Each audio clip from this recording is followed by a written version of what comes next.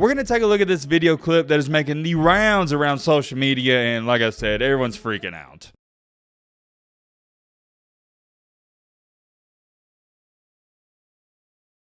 Victor Wembanyama, stick bug, whatever you want to call him, he has been the talk of the town the past couple of days, and rightfully so. We've never seen a creature like this walk on this earth and also be good at basketball. He's different, to say the least. He's different. I'm not going to give you the backstory on him because if you haven't been living under a rock, I'm sure you've heard all kinds of stuff about this young man. He's from France. He comes in about roughly, what is it, 7'4", 7'5"? Let me check. Hold on. Oh, wait a minute. My bad. They only got him listed at 7'3". That's kind of strange because I thought everyone else had been saying he's 7'5". Maybe that's what shoes. I don't know. But the point is, whether he's 7'1", 2, 3, 4, 5, 6, 7, 8, that doesn't matter. The crazy part and the scariest part about old Wembanyama here is he has skills like a guard. We ain't ever seen a creature like this ever in the history of the NBA. And when I call him a creature, I mean that in the most respectful way possible, because that's what he is. He's an alien. He's a unicorn. Like, for example, everybody was calling Chet Holmgren a unicorn. No. This guy's a unicorn. He reminds me a lot of, if y'all play 2K16 and 17, by the way,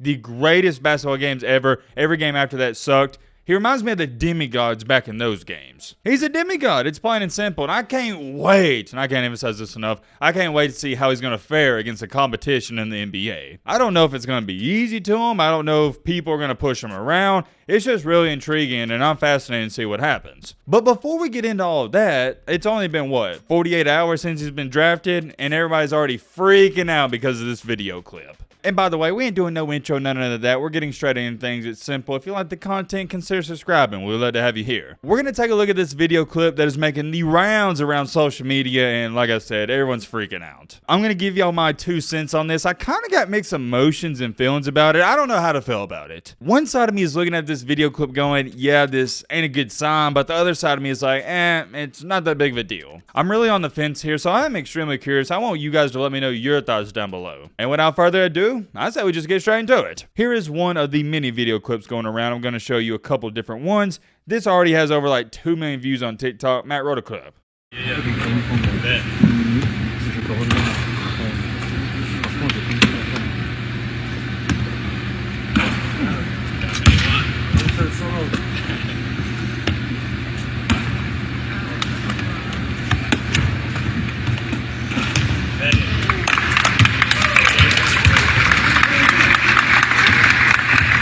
Okay, that's one of them, and obviously you know why people are freaking out. He didn't make a shot, but let me show you this other one as well before I give you my full thoughts.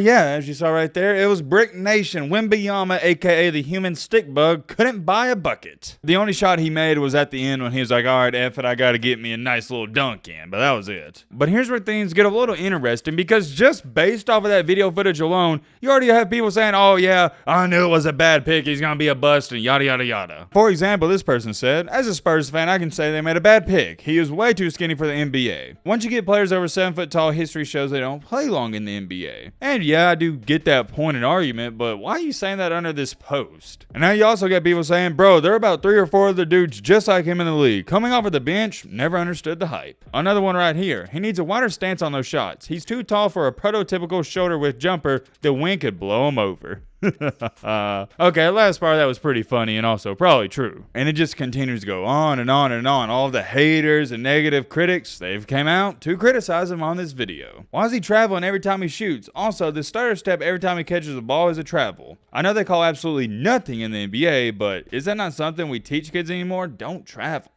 Somebody said, no, this level of cheeks is crazy. Okay, that's enough of the comment section. I think you get the point. Here is your boy Matt's perspective on all of this. Do I think it's kind of embarrassing that he missed every single shot he took in this video clip? Yes. But at the same time, I think it'd be embarrassing for anybody to miss 8 straight shots. I don't care what the circumstance is. I don't care if you're in this situation and scenario or you're in your backyard. Missing 8 shots, it's a bad look. I don't care who you are, but it's an even worse look when you're the #1 pick. So yes, I will say that's embarrassing for him not to make a shot with all these cameras out. But, and I have a big but, is this an indication on if he's going to be a bust or not? Is this an indication on whether or not he's going to thrive and succeed in the NFL? I'm not the NFL, my bad, the NBA?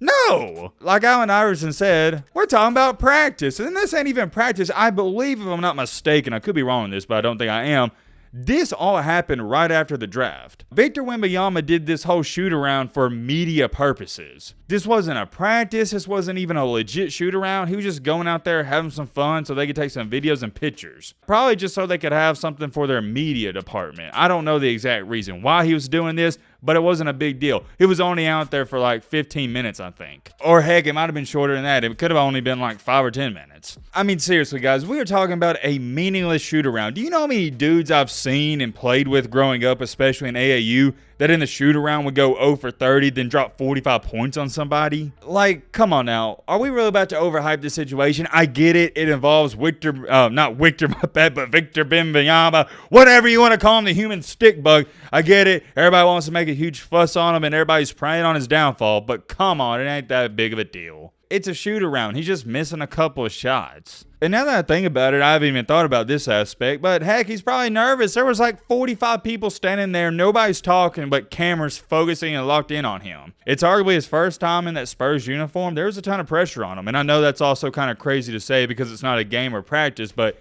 you know, it's just weird in general for people to be recording you when you're shooting around. I'd argue and say there's less pressure in an in-game environment just because there's noise going on. There was none of that here. Let me offer you a different perspective so people like me and you can relate to this, us average Joes out here. This is the exact equivalent to you going outside or in your front yard and shooting on your basketball goal, and 45 people, 45 of your neighbors, are on the street just recording you, not saying a word. You mean to tell me that you want to be a little nervous and alligator arm some shots and, you know, maybe airball one every now and then? We'd all do it. I don't think it's a big deal. What I think it is, people are licking their chops waiting for this kid to mess up. And the first time he messes up, just missing a couple shots in a media shoot-around, everybody's jumping on his neck. Everybody was waiting for it. It's the same thing with LeBron James. People try to hate on LeBron James for the stupidest crap ever. It's a whole society thing. People out here, they're real-life haters, and I don't get it. I don't understand as a human how your whole entire existence can revolve around hating on people. Who cares? When are you going to sit back and just recognize and respect greatness? That's all I got to say about this. I am curious. Let me know your thoughts down below about that.